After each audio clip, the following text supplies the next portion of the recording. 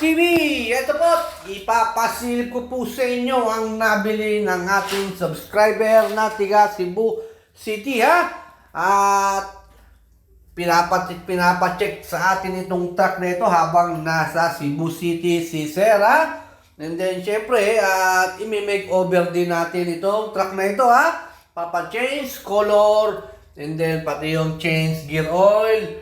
Swerte nila Sir ha. At sariwang-sariwa po itong naituro ko sa kanilang truck ha. And then nakabili na sila Sir na isa pang ganito last 2 weeks. And then ito binalikan na lang po nila after 1 month ha. Ito na po yung as is condition pa na 6M70 na 10-wheeler wingman and then single differential as is condition. Siyempre at ipariricon po nila Sir ito ha. Kasama nila sa price yung recon ha.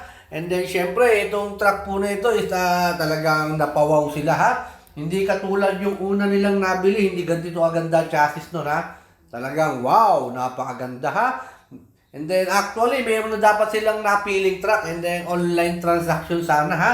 And then pagdating nila sa Subic at hindi maganda yung truck na pinareserve nila kaya binawi nila yung deposit nila. And then kinontak nila si Subic Truck TV ha para ipakita ko po sa kanila itong unit po na ito ha. And then syempre nakita nila ng talagang napakaganda ng unit, sariwang-sariwa, as is condition, sa chassis pa lang talagang mapapawaw ka na ha. And then syempre may make over to, paint ito kaya po ipapasilip ko rin po sa inyo. Medyo mahaba po ang ating video ha.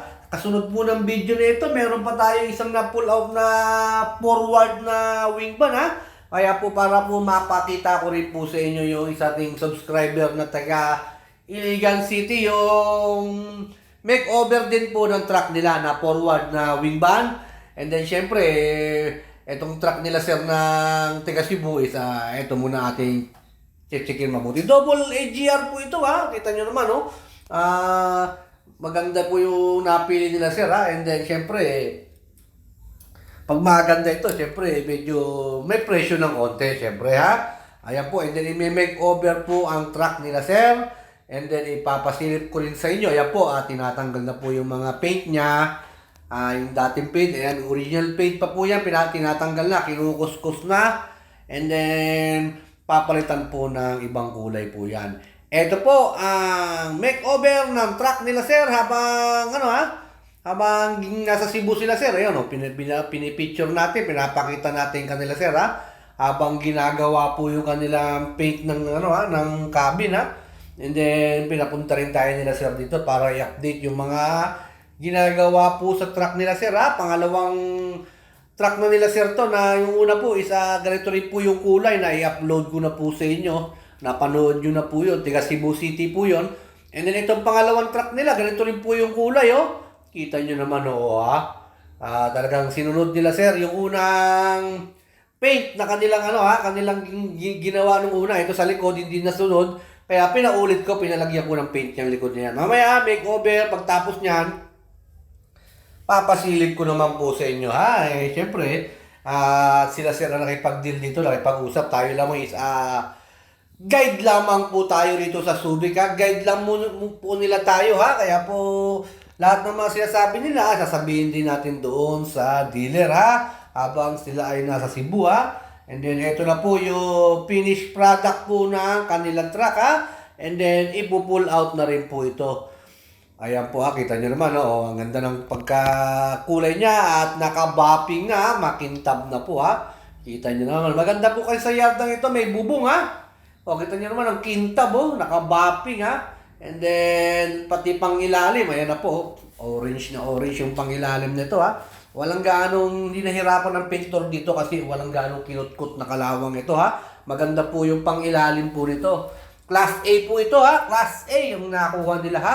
Iba yung Class A sa Class B ha. Kaya medyo napapansin ninyo, bakit medyo may mura ha, may mahal ha, yun po yung Class B ha. At kaya po ang truck nila sir, kita nyo naman, napakaganda ha. And then sa bago po tayo matapos please subscribe my YouTube channel po ha.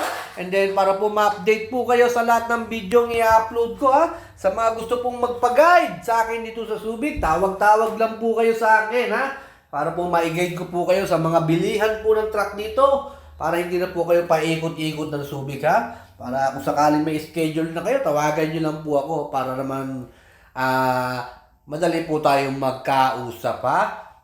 Ito po ang truck po, papuntang Cebu po ito ha. Ngayong araw po na ito ha. September 11 po ngayon ha, papunta ng Cebu. And then ito po, dito ko na po sila naabangan. And then pull out na po ha. Baka na mayroon pa tayo subscriber na sinamahan, kaya po dito ko na lang sila inabangan ha. And then ito naman po yung isang forward ng tiga Iligan City ha. Ayan. Naipakita ko na rin po sa inyo ha. Ang makina po nito 6H L1 and then mechanical inline ha. Hindi to electronic ha. And then syempre yung makeover din ito ipapasilip ko rin sa inyo.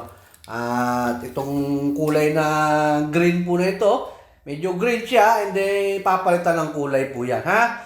And then mamaya ipapasilip ko sa inyo yung finished product din po nito ha. Tiga Mindanao po ha. Iligan, isang Bisaya at isang tiga Mindanao po ang ating subscriber na tinulungan at ginaid po natin dito sa Subic ha. Kaya po ano pa pong inaantay ng mga tiga Mindanao dyan, tiga Bisaya, at punta na kayo ng Subic ha. At pwede ko kayong mag-guide dito po sa Subic ha, para makahanap po kayo ng gusto po ninyong unit, yung sariwa or kung kayang-kaya naman ng budget. And then eto na po ang makeover ha, naging white color na siya ha. And then thanks God, pull out na po ang truck na ito. Medyo hindi lang ako nakasama sa pull out pag video ko lang na video yung pag-alis ng truck. Medyo sinipon po tayo at saka inubo ha, gawa ng nakaraan puro ulan ang inabot ha. Medyo binigyan pa nga tayo ng gamot natin subscriber para mawala yung sakit ng ulo ko Kaya po okay naman. So far so good. Pull out na po. Going to Iligan City sa may Mindanao po. Ang forward wing van po na ito na 6HL1 mechanical inline. Thank you very much po sa mga nagtitiwala kay Subic Truck TV. And then dumadami na po tayo. Maraming salamat po. And then please subscribe po my YouTube channel and then my Facebook page. Thank you very much po sa inyong lahat sa panonood sa aking programa.